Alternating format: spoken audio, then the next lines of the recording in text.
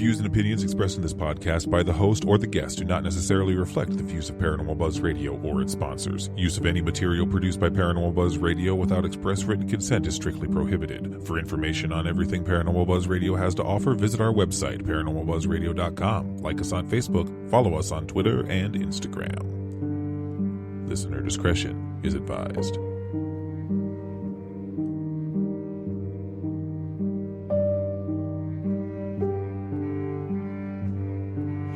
Hi, I'm Caitlin Russell. Welcome to the Healing Light Podcast. I am a psychic intuitive who's been reading tarot cards for over 25 years. I'm also Reiki certified.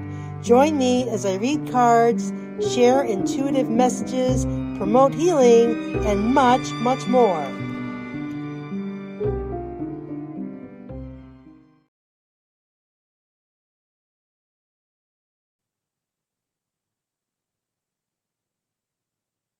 Hi, everybody.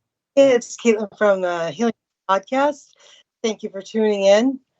Before I get to my very special guest, Cheryl Parker, who is a certified grief expert. She also does coaching and workshops. I just want to remind people that you can find the Healing Light Podcast on the Spreaker app or anywhere you listen to your podcasts.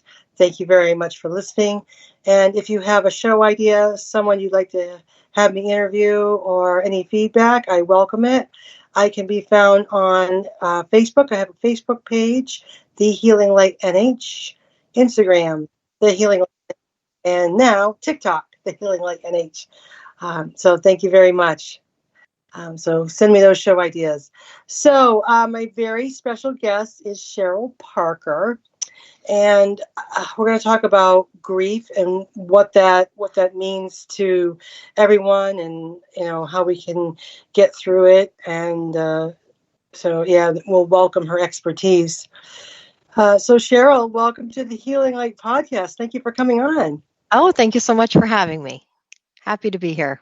Yes, absolutely. So before I get to my questions, I saw this. I think it was on your Instagram. Your quote was, and I just love this. I think I'm going to just hang on to this. Grief is like glitter.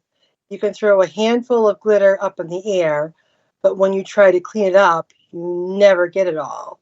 Even long after the event, you will still find glitter tucked into corners. It will always be there somewhere. And that's just, to me, that is the perfect quote for grief. So let's talk about it a little bit. So you're a certified grief counselor, grief expert. So what does that mean for people who are grieving? Yeah, so I experienced a family trauma. My 8-year-old daughter, Rachel, died in 1998. And so I was thrown into my own grief process. And during that period, I had an opportunity to do some speaking about organ donation because I was able to donate Rachel's organs. And in that process of speaking, I just saw that I could take a tragedy and inspire others. And I found that to be very, very powerful. So I knew at the time I was going through my acute stages of grief, but I also knew that there was a lot of hurting people out there, and everything that I was learning through it, I found that it's not taught. And so I just really kind of made a pact with myself that once I was in a place that I was able to help others, that I would share my own experience and my own lessons and help others to heal. So I just did some training and some courses, learned how to run the workshops, and took an educational approach to grief rather than become a therapist or counselor per se. So I've just kind of made it my purpose to teach people how to go through the grief process, because we're not taught that, and also how to support others who are going through it, because I found people were very ill-equipped to help support others through the process.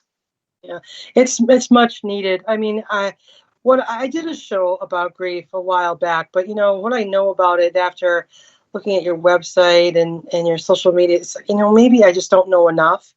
I think that when you talk about someone who's had a loss, I'm very sorry for your loss, Cheryl, but I can't imagine that, losing your child. I think it's something that is so hard to talk about. It's almost like it's a taboo subject when someone says they have a loss and they lose someone. I think people get, I don't want to say uncomfortable, but they don't know what to do, what to say. Yeah. When I lost my aunt, people posted, I'm sorry for your loss and all that, but that doesn't begin to comprehend, understand what somebody is truly going through. And I've had, I've grieved for my dad and other people that I lost and everyone else, but everyone has such a unique experience. But I think really, if you would agree that it's just something that people don't know how to have that conversation about. Exactly. We're not taught that. And you're thrown into it like I was and like so many others are. And it's kind of a sink or swim kind of situation because there isn't a lot of education. And that's what I wanted to change, because when I was going through it, I needed to talk about it. Like, everybody grieves differently, but my way was I just needed to express it. And then you're right, like, people around me were uncomfortable with it. And I just thought, wow, this is bizarre to me, because everybody experiences loss. Nobody's getting out of here alive. Like, we're all going to experience this in some shape or form. And I really, really wanted to normalize the conversation. Like, it is so common that people are dealing with grief. It's as common as the weather. Why are we not talking about this? I just found it very bizarre. Yeah, I would agree too. It's just, I don't know why. I think people have the best intentions, but they just don't know when it comes to subjects like grief and losing someone. People just don't know. I think a lot of it is people want to kind of fix it for you, and I want to make you feel better. And I think that people kind of go down that route. Right. And I think you're right. I think coming from it, rather than, because everyone can, there's a lot of people who can definitely benefit from therapy, but the educational part is I think really is extremely helpful. I find it extremely unique, the service that you provide, because there is, like anything else, knowledge is power. So education is key. And so I think it's a great approach, and it's the right path that for you to go down. So that's really incredible that you think of it that way, even though you are in the throes of your own loss of your daughter. Yeah. Yeah, it really, all the opportunities just seem to keep getting laid out in front of me. Like, it was like, when I look back, it's like I didn't even orchestrate all of this. It just seemed to be divine intervention, and the right people were put in my path, and the opportunities presented themselves. So it started in the hospital, when the doctor asked me if I had considered organ donation with Rachel. And I said no, but she had. And they were like, what? She was only 8 years old. But 5 weeks before our family came down with this flu virus, I was reading an article in the newspaper about a little boy who had undergone an organ transplant. He had got 2 new lungs. And Rachel started asking me questions about this picture and why he looked happy, because he looked like he was in a hospital. And I explained that he got new lungs and that's why he's happy, and how you get new lungs. And she went back to playing, and then a couple minutes later popped her head up and said, well, when I die, I want to give my organs so I can save kids. And I thought I had grossed her out with the conversation, but she just went away and her little mind was processing it, and she embraced that whole giving aspect of it. And so, then 5 weeks later, when she had a condition called ITP, complications from a flu virus, where your your antibodies attack the platelets instead of the virus, and it can get to a very, very low level. and there, you're supposed to be able to recover, but in less than 1% chance you can get a spontaneous bleed, and that can be recoverable as well, except that hers was in her brain, and so it didn't present the same way as if it would have in the other organs. And so they did brain surgery on her to remove the front left lobe of her brain, but her brain was too swollen and she was pronounced brain dead, which was why the opportunity to donate her organs. And then a few days later at her funeral, a friend of my brother's was at the funeral, and he worked for a newspaper, and he did a lot of articles about organ donation. And so he approached my brother to see if I would do an article in the newspaper. And at first I was like, no, my daughter died. It's not a news story. And then I thought about it and thought, wow, like she made that decision based on something that I saw in a newspaper. So I felt compelled to pay it forward. So I said yes to the article. It ended up on the front page of the Toronto Sun newspaper and a 2-page spread on page 4 and 5. And that friend of my brother's ended up winning an award for that story. And then his editor submitted it to the Chicken Soup for the Soul people, and it ended up on page 287 of Chicken Soup for the Parent Soul book. So it just seemed like all these opportunities were presenting itself. And I ended up being the national spokesperson for organ donation and traveled around and did speaking engagements about it, all under the guise knowing that I was going to have to go through my own healing process before I was ever going to be in a position to be able to teach others how to go through it. Wow, that is incredible. That is incredible that out of this terrible tragedy, it's actually comes some good.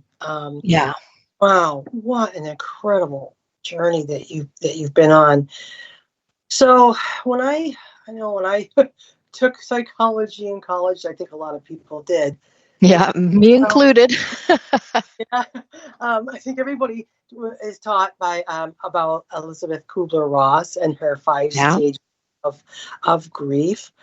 Mm-hmm. And those are the basics. But when I grieved for my dad when he passed away, I was expecting, based on what I was told or taught, that I was supposed to go through these stages. Yeah. And to me, like, I couldn't get past, if I had to say it, like the bargaining phase. It's like, or I would go like out of order and all that. So if you could just touch upon that and kind of explain what that is, and then how it relates to how people grieve. Yeah, I actually don't even touch on the stages in my teachings and through my courses and programs, because the stages were written to be able to express what a terminally ill person goes through, or someone who is going through terminal illness with a loved one. And she never meant it to be linear. And it just got taken out of context over the years. And so then people, because of the lack of education, like yourself, thought that there was like a way that you were supposed to go through them, or there was a pattern, or you were going to experience all of them.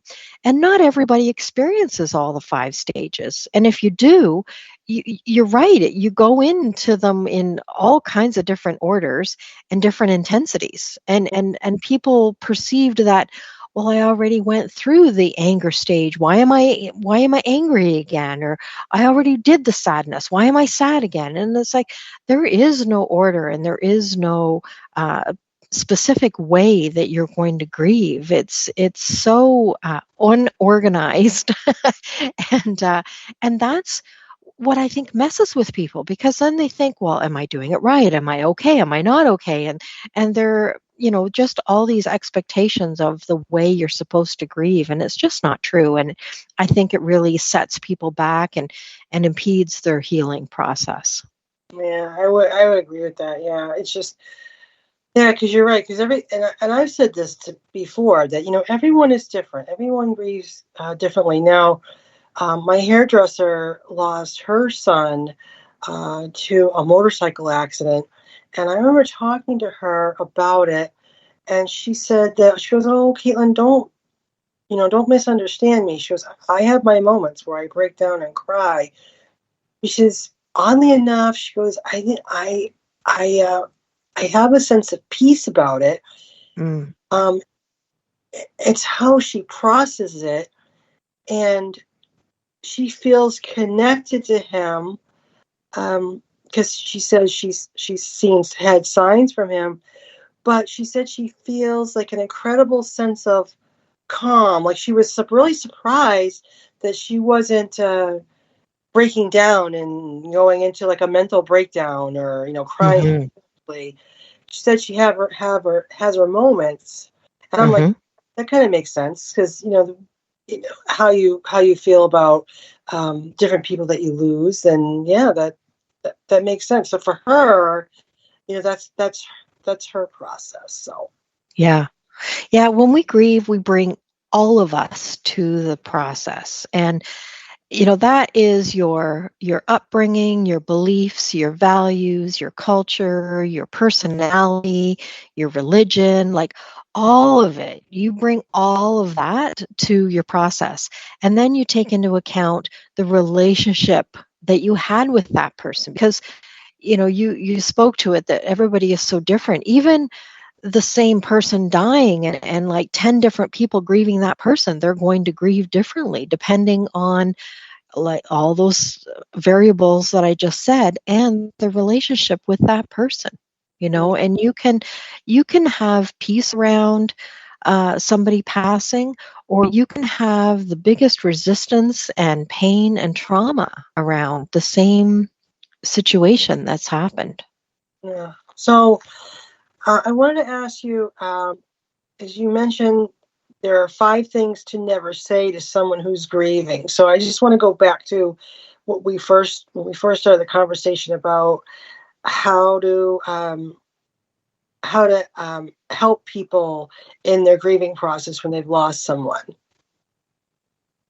Right. So, I mean, this is such an open-ended conversation, and also dependent on the relationship that you have with that person. I know that, for many years, I would say, I'm sorry for your loss. It was just kind of a safe thing to say. But like you said, it's like it really doesn't speak to anything, and it didn't really like land for me when people said that. Um, I things that upset me during that time, and things that my clients have said to me, that, like they're in a better place. Intellectually, that might be true, but that does nothing for the person that is grieving, and or they had a good life. Well, that also might be intellectually true, but it doesn't mean that you don't want more life with that person. So there's a lot of things that do nothing to move somebody's grief forward. So these intellectual things that, like you said earlier, trying to make people feel better. Well, their response in their sadness or their anger, or however they are experiencing or expressing their grief, is appropriate. It's like, oh, don't be sad. What of course they're going to be sad. They're supposed to be sad. It's appropriate to be sad. But at the same time, you don't have to be bawling your eyes out every day either. Like some people would criticize. It's like, well, I don't know. She's not even like crying. Like, what's wrong with her? Like, there's just so much judgment around it. So I think that you should always take the griever's lead on things, ask questions, and sometimes you don't necessarily know what you need, but if you ask them, like, how can I best support you? Is there something that you need? Would you rather talk about it or not talk about it? Like, take their lead, because you cannot assume that you know what that person needs, or that they need a cheer up, or maybe they just need a shoulder to cry on. Maybe they just need to talk. Maybe they just need to be quiet and go for a walk and not talk. So, it depends on the relationship. It depends on the person. But I always encourage people to take their lead and ask questions about what that person needs. Yeah, that's great advice, and makes a heck of a lot more sense than, yeah. All right. So you also mentioned something about grief being a journey and not a destination. So, and can you expand on that as well? Well, yeah, because grief never actually ends. The program that I lead with my clients, it helps them get complete. And the word complete can be a little deceiving because it could give you the notion that, after you've worked with me 8 weeks, the grief is finished. But the grief is never finished. What I mean by getting complete is getting complete with the pain so that the pain is no longer running the show. Because once you've experienced a traumatic loss, then that is going to stay with you for the rest of your life. I will never not miss my daughter. Mm. Like, I was having a conversation on the weekend with a young lady who just separated from her husband. And, she's a young woman. And I said, how old are you? And she said 34. And I just got this pang in my heart. And I thought, oh my gosh, Rachel would have been 34. Mm. And I just like the reality of that. And I remember leaving my husband at 31, so all those milestones and all those ages and experiences that you carry on through your life are always going to be a reminder of them, things that you are not experiencing with them or that they're missing, from their physical life. Mm. But having said that, I also remember talking to a woman who was expressing how her relationship had changed with her daughter. Now their daughter turned 25. It's like, yeah, it's interesting to see how my relationship's changed. And I said, yeah, I'm kind of jealous about that. I said, because I didn't get a chance to see Rachel grow up in her 20s and become a woman and all that. And I said, I really wish that I had experienced, a changing relationship. And my friend said, are you sure that you have not experienced that? And I sat with that for a little bit and I thought about it and I thought, no, she's right. My relationship actually has changed with Rachel over the years. It might not be in a physical way, but definitely in a spiritual way and in a heart way. It's definitely changed over the years. Mm. Wow. I love that. I absolutely love that. I really think by you saying that actually gives people hope. I really feel that people need hope Mm. when they've suffered a loss, and I don't want to sound cliche, but I always say it does get better. Um, you know, it, it really does, and like you said, you just have this new relationship with your daughter. That's not in the physical sense, but definitely in the spiritual sense and how you approach that. So, and then I found it interesting is that you said the number one question that you're asked is, am I normal? Is that true? Yeah.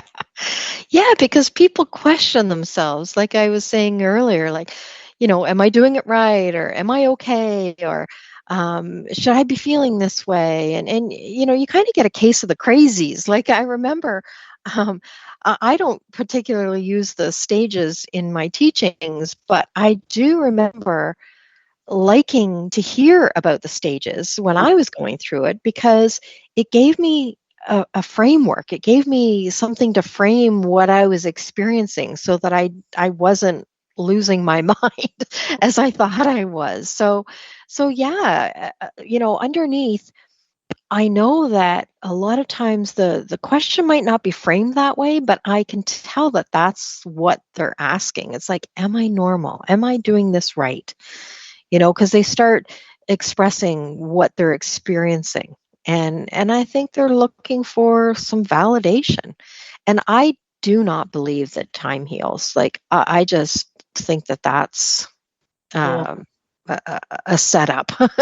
I personally, but probably because I do this work, it's like I believe it was the grief work. It's what you do with that time that heals your heart. So I am an advocate of doing the grief work so that you can move forward and integrate that grief into your life to be able to move forward in a healthy way. Yeah, I absolutely agree that I don't like that saying at all. Time heals. No. The hair on the back of my neck Yeah, just stands up on end when I hear it. no, that's not true. The same thing, like Yeah. saying to I someone that, remember my girlfriend calling me. Her dad had died, and she called me. It was 9 months. She said, "Cheryl, this just keeps getting worse. Like everybody said it would get better." And I said, "Well, the longer it is, the more you miss them." And she's like, "Oh my gosh, nobody ever said that." And it's like, yeah, everybody thinks that this time is such a wonderful thing. It's like, no, the longer they're gone, the more you miss them. yeah, absolutely. I mean, yeah, you're absolutely right. I'm so glad you said that. So then I want to talk about when you mentioned, I saw something about grief brain. So what is grief brain? Well, um, in the early stages, I remember driving my son, and I pulled over to the side of the road, and I broke down crying. And Sean said, "What's wrong, Mommy?" And I said, "I can't remember where we're going." And he said, "We're going to get me a haircut." And I was like, "Oh, okay.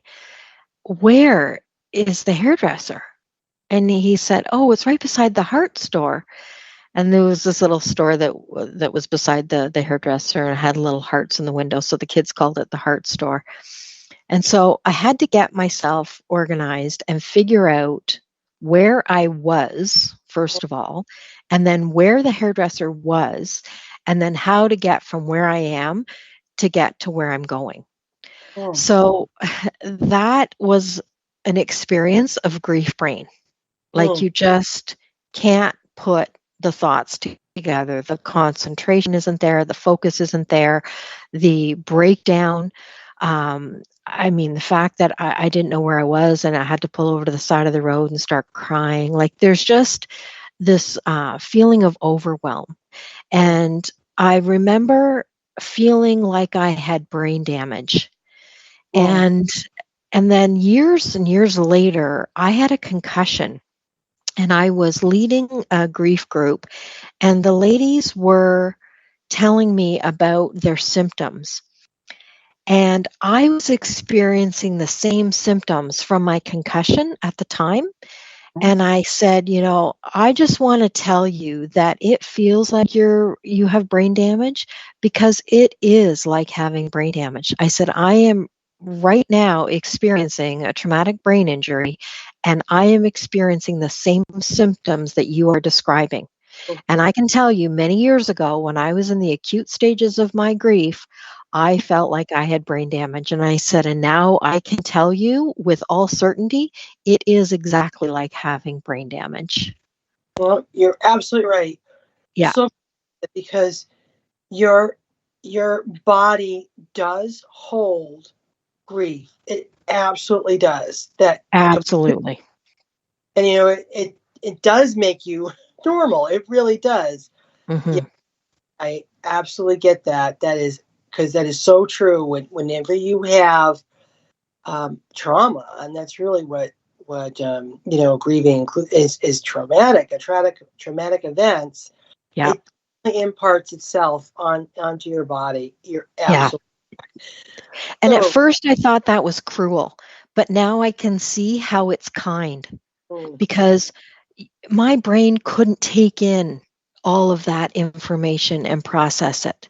And so it would just bring it in little bits and just allow a little bit. And it was protecting me from everything.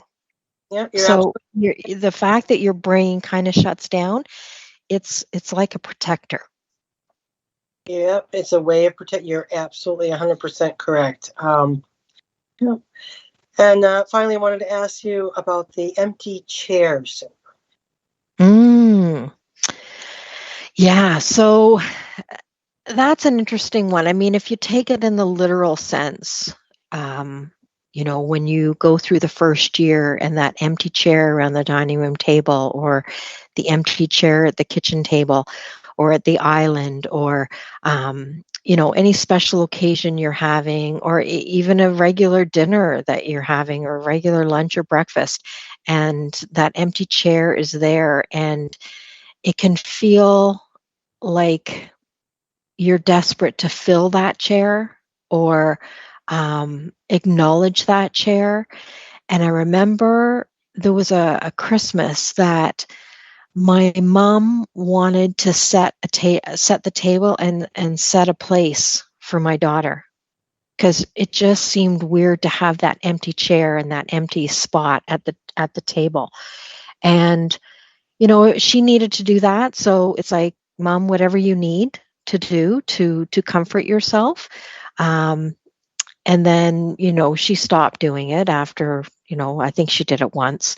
But yeah, there is that empty chair and that emptiness that you feel in your heart. It's like it just is, it's a physical um, representation of what's going on in our heart, right? There's an emptiness there. There's a blank.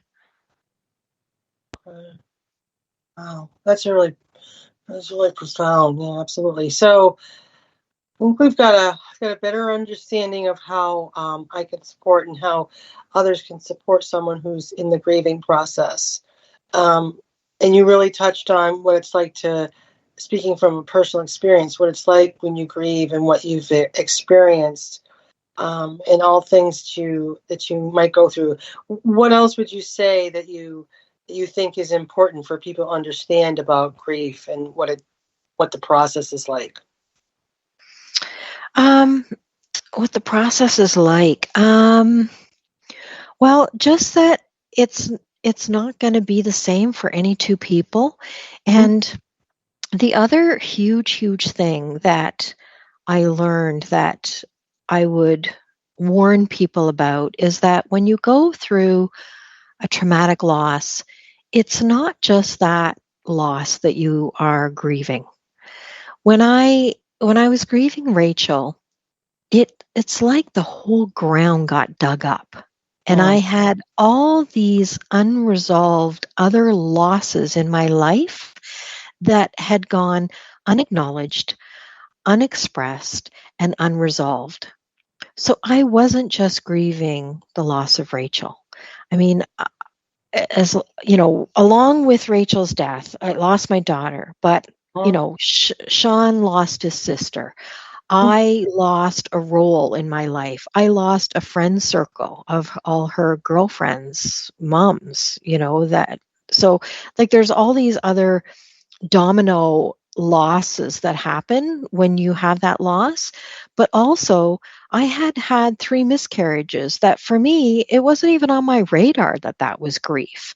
Mm. And other losses in my life that weren't even associated with death that had been unresolved. So learning that grief was associated with not just death but other things in my life was very profound. So to just kind of be prepared for other things to get driven up when you have a traumatic loss, like, a death of a loved one. Yeah, wow. That is so true.